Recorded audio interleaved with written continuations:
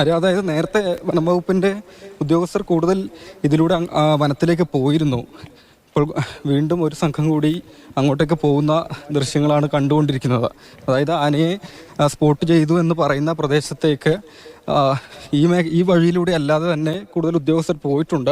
അപ്പോൾ അധിക additional strength എന്ന രീതിയിൽ ഉദ്യോഗസ്ഥർ അങ്ങോട്ടേക്ക് പോകുന്ന ദൃശ്യങ്ങളാണ് കാണുന്നത്. കയ്യിൽ തോക്കൊക്കെ ഉണ്ട്.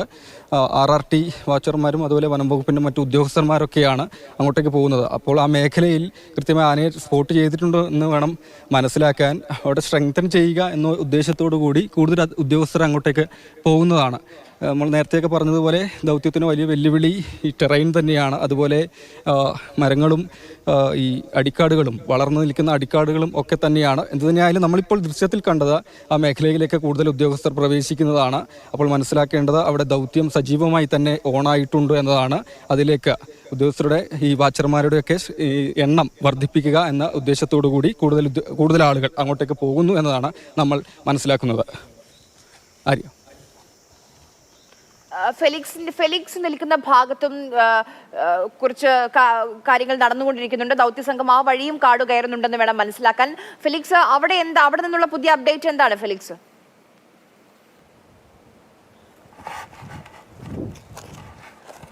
നമ്മളിപ്പോൾ രാഹുൽ നിന്ന സ്ഥലത്ത് നിന്നും കുറച്ച് മാറിയുള്ള സ്ഥലത്താണ് ഞാനുള്ളത്. അതേ വഴിക്ക് വന്ന ഉദ്യോഗസ്ഥരാണ് അവർ. അതായത് ദൗത്യസംഘമാണ്, അത് മയക്കുവെടി വെക്കാനുള്ള സംഘമാണ്.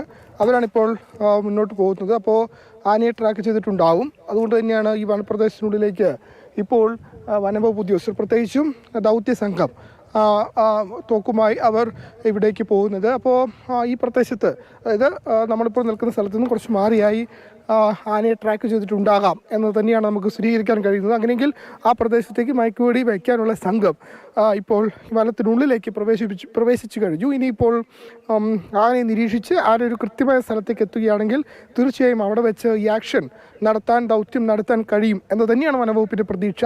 ഇന്നലെ ആനയെ ഉച്ച കഴിഞ്ഞാണ് വനംവകുപ്പ് ഉദ്യോഗസ്ഥർ, അല്ലെങ്കിൽ പ്രത്യേകിച്ച് ദൗത്യ സംഘം, വെറ്ററിനറി സർജന്മാരടക്കമുള്ള സംഘം ഇന്നലെ ഉച്ച തിരിഞ്ഞാണ് വനത്തിനുള്ളിൽ പ്രവേശിച്ച് ഈ ദൗത്യത്തിന് നേതൃത്വം അല്ലെങ്കിൽ നൽകാനൊരു ശ്രമം നടത്തിയതെങ്കിൽ ഇപ്പോൾ അതിലും നേരത്തെ, അതായത് രാവിലെ തന്നെ ഈ ദൗത്യം ആരംഭിക്കുന്നു എന്നതാണ്. രാവിലെ തന്നെ ഈ ഉദ്യോഗസ്ഥർ വനത്തിനുള്ളിലേക്ക്, ഈ ദൗത്യ സംഘം, ഡോക്ടർമാരടങ്ങുന്ന സംഘം വനത്തിനുള്ളിലേക്ക് പ്രവേശിച്ചു കഴിഞ്ഞു. അപ്പോൾ ഇനിയിപ്പോൾ എത്രയും വേഗം ദൗത്യത്തിലേക്ക് കടക്കുക. പ്രത്യേകിച്ചും ഇന്നലത്തെ പോലെ അല്ല എന്നാണ് നമുക്ക് മനസ്സിലാക്കാൻ കഴിയുന്നത്. ഇന്നലെ പലയിടങ്ങളിലേക്കായി ആന മാറി മാറി നീങ്ങിയെങ്കിൽ ഇപ്പോൾ കൃത്യമായി ഒരു സ്ഥലത്തേക്ക് തന്നെ, ഇന്നലെ നിന്ന് അതേ സ്ഥലത്തേക്ക് തന്നെ ആന ഇപ്പോഴും നിൽക്കുന്നു എന്ന് നമുക്ക് മനസ്സിലാക്കാൻ കഴിയുന്നു. അങ്ങനെയെങ്കിൽ ആനയെ വേഗം മയക്കുവെടി വെച്ച് പിടികൂടാൻ കഴിയും. പക്ഷേ അപ്പോഴും ഇത് ഈ വനമേഖലയുടെ പ്രത്യേകതയാണ്. ഏറ്റവും വലിയ വെല്ലുവിളി ആന നിൽക്കുന്ന സ്ഥലം.